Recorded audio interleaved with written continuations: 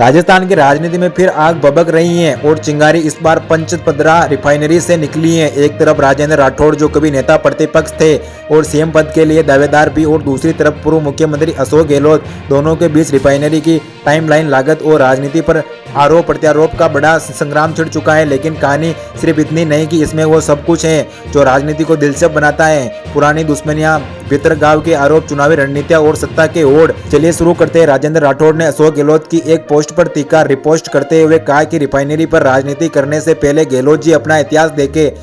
गहलोत ने कहा था कि न्यूवेक्स को भूखंड आवंटन शुरू हुआ, लेकिन उत्पादन कब शुरू होगा, और बस यहीं से शुरू होती है असली कहानी। राठौड़ ने याद दिलाई कि 2023 में चुनाव से ठीक पहले आचार संहिता लगने से कुछ ही दिन पहले बिना बजट, बिना पर्यावरण स्वीकृत, सिर्फ चुनावी फायदे के लिए सोनिया गांधी से रिफाइनरी का शिलान्यास करवा दिया गया।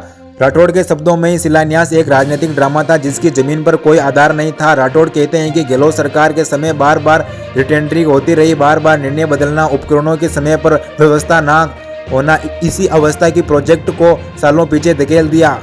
और जब भाजपा सरकार ने फास्ट ट्रैक मोड में प्रोजेक्ट को आगे बढ़ाया तो गहलोत का विकास दिखाई नहीं दे रहा। राठौड़ का दावा है कि 13 रिफाइनरी और पेट्रोकेम यूनिट्स में जो 96% काम पूरा हो चुका है, 4 में काम तेजी से चल रहा है। कुल मिलाकर 90% निर्माण कार्य पूरा हो चुका है। राठौड़ यही नहीं रुके, उन्होंने कहा कि दिसंबर 2025 में मदेड़ा पोर्ट पर क्रूड ऑयल लाया जा रहा है। इससे बड़ा सबूत क्या होगा, सरकार काम कर रही है, ट्विस्ट नहीं। राठौड़ ने कहा कि रिफाइनरी का मैकेनिकल कंप्लीशन 31 दिसंबर 2025 तक, कमीशन कार्य जनवरी 26 और अब तक 6,674 करोड़ की क्रियादश और 6,288 करोड़ का खर्च हो चुका है। इसमें कुल मिलाकर 79,459 करोड़ न्यूनतम अनुमान के अनुसार है। लेकिन दूसरी तरफ गहलोत कहते हैं कि मीडिया रिपोर्टर में लागत 1 करोड़ बताई जा रही है। सरकार को साफ बताना चाहिए कि असली लागत कितनी है, उत्पादन आखिर शुरू कब होगा।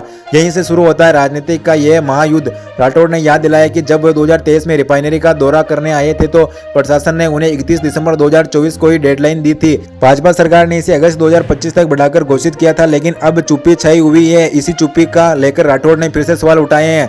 राजेंद्र राठौड़ भले ही अब भाजपा का चेहरा न राजेंद्र राठौड़ भले ही आज भाजपा का चेहरा है, लेकिन प्रदेश के राजनीति में उनका संघर्ष किसी फिल्मी स्क्रिप्ट से कम नहीं है। एक समय जब वो नेता प्रतिपक्ष थे और बड़े चेहरे और मुख्यमंत्री पद के प्रबल दावेदार थे, लेकिन फिर 2023 का चुनाव आया और राठौड़ खुद अपनी सीट नहीं बचा पाए। राजनीतिक गलियारों में चर्चा गर्म रही कि उन्हें हरवाने में उनकी पार्टी के कुछ बड़े नेताओं का हाथ था, और सबसे बड़ा नाम वसुंधरा राज्य का है कि बीजेपी के भीतर ही सीएम की दौड़ में राठौड़ का रास्ता रोका गया। कुछ नेताओं का डर था कि अगर राठौड़ जीत गया तो उनकी दावेदारी मजबूत हो जाएगी, यानी कि रिफाइनरी की लड़ाई के पीछे सिर्फ कांग्रेस बनाम भाजपा नहीं, भाजपा की इन हाउस राजनीति में छुपी है।